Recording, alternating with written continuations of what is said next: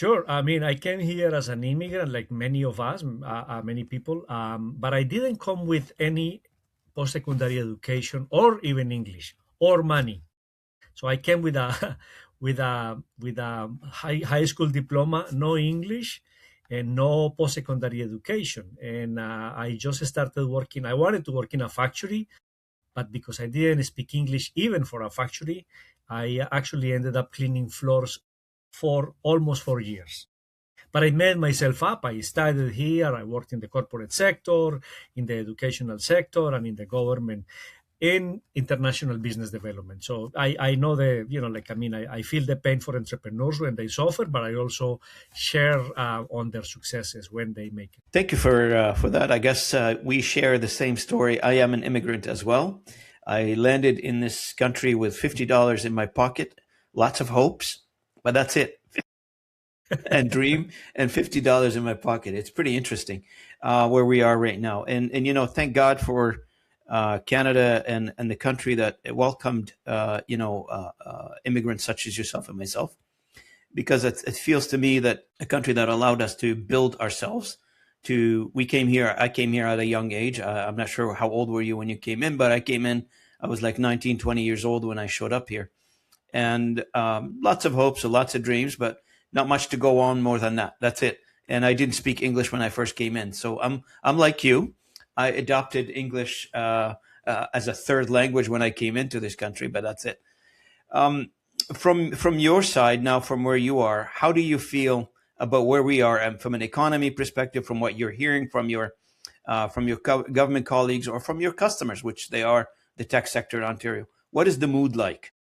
Well, the mood like is one of expectations, optimism, and uncertainty. I think like all Ontarians or Canadians, we know that circumstances have changed, but as usual, we will adapt, and it's that resilience that entrepreneurs and immigrant entrepreneurs and any Canadian for that matter living in the cold climate that sometimes we live, we adapt. We have to adapt.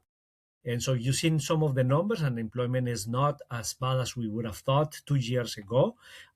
Investments in the tech sector, even though some people talk about perhaps changing circumstances, there is continued interest, even from the US, in investing in tech companies. And we are being forced, our tech companies are being forced to look not just at the US, but other markets as well. Thank God we have so many free trade agreements in place that we can take advantage of. And those trade agreements, can you specify which countries are with? My gosh.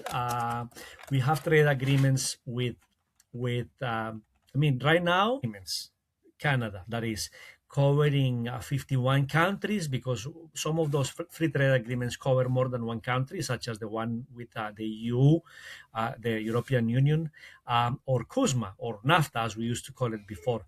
But with 51 countries, that's quite a bit. And our team, which is in charge of export development, takes advantage of that by targeting those particular markets, not just the US, but also all around the world. Mauricio, I got to ask you this. In Ontario, what does the tech sector, in your opinion, the one that you deal with, represent in terms of either the size of the economy in the province or the number of companies in the province, however you want to measure this? I'm not trying to put you on the spot, by the way. No, that's a fair question.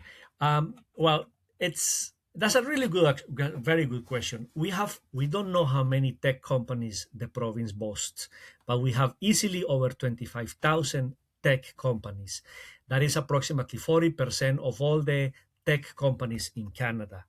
And the good thing is that Ontario boasts national dominance in all sectors, from microelectronics, from the legacy in Kitchener-Waterloo, companies like Dalsa and others, to telecommunications in Ottawa from Nortel Legacy, to everything in Toronto, from companies that are in fintech, Toronto being the global center for finances and financial technology in Canada, to cybersecurity. We are global champions. So we have everything.